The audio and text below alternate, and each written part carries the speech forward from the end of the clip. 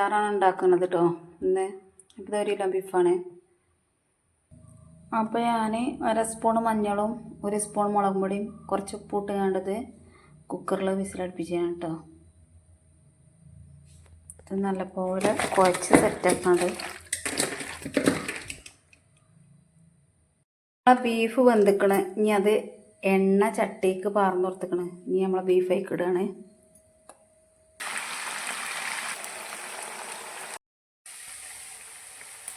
അപ്പോൾ നമ്മളെ beef ആയിക്കൊണ്ടിരിക്കുന്നുണ്ട്.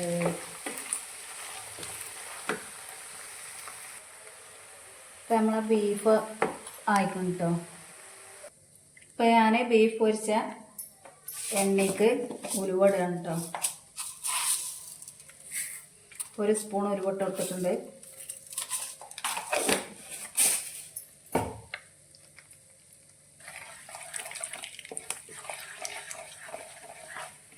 Beef പൊരിച്ച എണ്ണ തന്നെയാണ് എടുക്കുന്നത്.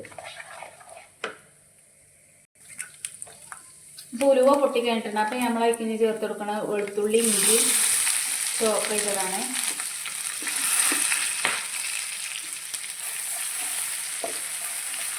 ഇതിൻ്റെ പച്ചമണം മാറിയതിന് ശേഷം നമുക്ക് അടുത്തത് ഇട്ട് കൊടുക്കാം.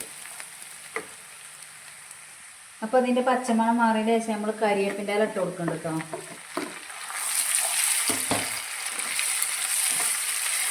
പിന്നെ ഇട്ട് കൊടുക്കുന്നത് കാശ്മീരി മുളക് പൊടി 2 സ്പൂണ്, 1 സ്പൂൺ മുളകും പൊടി, 1/2 സ്പൂൺ മഞ്ഞൾപ്പൊടി. പിന്നെ നമ്മൾ നേരത്തെ ഉപ്പിട്ടുകൊണ്ട് കുറച്ച് ഉപ്പ് ചേർക്കണുള്ളൂ കേട്ടോ. അപ്പോൾ ഉപ്പ് കമ്മി ഉണ്ടെന്നുണ്ടെങ്കിൽ ഞങ്ങൾക്ക് പിന്നീട് ഇട്ട് കൊടുക്കാൻ വേണ്ടിയിട്ടാണ്.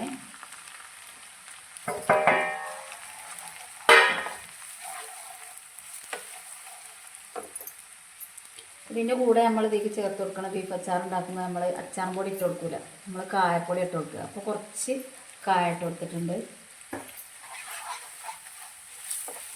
നല്ലപോലെ യോജിപ്പിച്ച് സെറ്റായതിൻ്റെ ശേഷം നമ്മൾ നേരത്തെ പൊരിച്ച് വെച്ച ബീഫാണ് ഇട്ടത്. ഇത് ഞാൻ 1 കിലോ ബീഫാണ്. അപ്പോൾ ഇത് നമ്മൾ ചേർത്ത് കൊടുക്കാൻ പോവുകയാണ്. ബീഫ് ചേർത്ത് നല്ലപോലെ ഇളക്കി സെറ്റാകണം. ഇനി നമ്മൾ ഇതിലേക്ക് ഒഴിച്ചു കൊടുക്കാനുള്ളത് വിനാഗിരിയാണ് കേട്ടോ. അപ്പോൾ നമ്മൾ വിനാഗിരി ഒഴിച്ച് കൊടുത്തിട്ടുണ്ട്. അപ്പോൾ ബീഫ് അച്ചാർ ഉണ്ടാക്കാൻ സിമ്പിളാണ്, അത്ര വലിയ പണിയൊന്നുമില്ല. അത്ര ഉള്ളൂ ഇതിലേക്ക് ചേർക്കേണ്ട ചേരുവകൾ.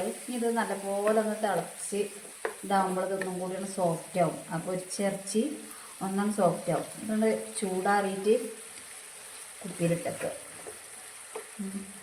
ആവശ്യമുള്ളവർക്ക് അപ്പം തന്നെ കൂട്ടുക, അല്ലാത്തവർക്ക് പിന്നെ കുറച്ച് ദിവസമായിട്ട് കൂട്ടിയാലും മതിയാവും. അത് ഞാനൊരു അത്യാവശ്യത്തിന് വേണ്ടി ഉണ്ടാക്കിയതാണ്, കൊടുത്തുവിടാൻ.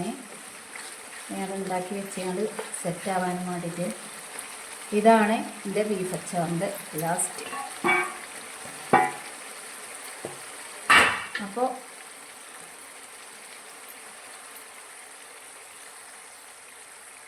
എൻ്റെ അച്ചാർ ഇതാണ് കേട്ടോ.